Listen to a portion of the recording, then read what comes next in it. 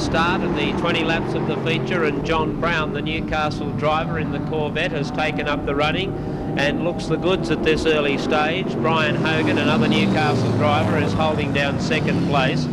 Then comes the Sydney driver Johnny Gale, who's being pushed along by George Tatnell in a hurry-up move.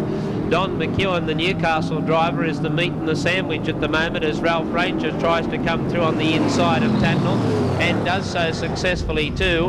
And then Ron Granger is getting mixed up with Ranger. Oh, the side of Ranger's car's been ripped out. Tatnell does a magnificent 360. Flattened the back tyre though. He's popped the back tyre doing that. He popped the back tyre doing that 360. A brilliant piece of driving, but he's brought himself undone in continuing this wheel spin. It popped the rear tyre. He's calling for 2 minutes on the infield. Now what's the ruling here, Ross? Stand by. Right, no, the steward indicates no.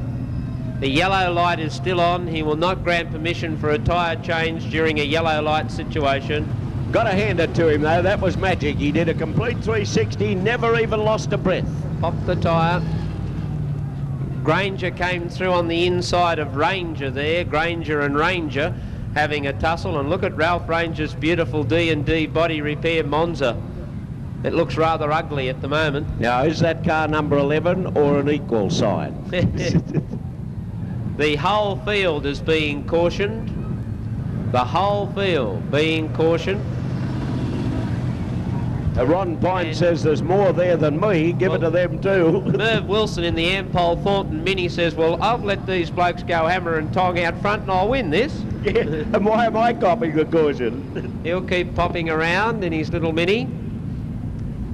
John Brown, Brian Hogan, Don McEwen and John Gale are the top 4 cars. Ron Granger is back in the race. And we have been down to 8 cars. The green flag drops one more time, and John Brown being pressured by Brian Hogan on the outside.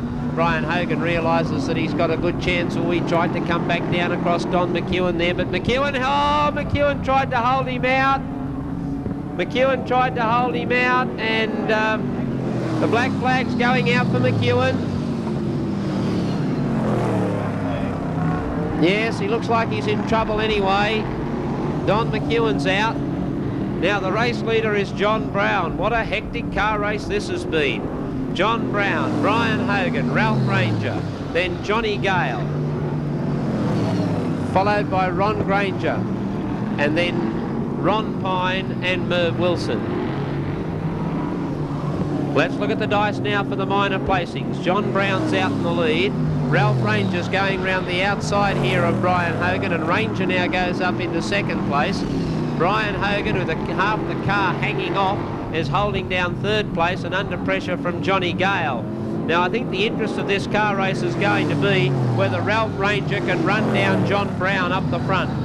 Now, Ralph Ranger has John Brown in his sights. What's he going to do to get by him? John Brown has kept a nice tidy line so far in the French Brothers Tyres Corvette, and Ralph Ranger in the D&D Body Repairs Monza is going to have to work away and keep the pressure on him. He's keeping the pressure right on Brown at the moment. Oh, Johnny Gale's gone.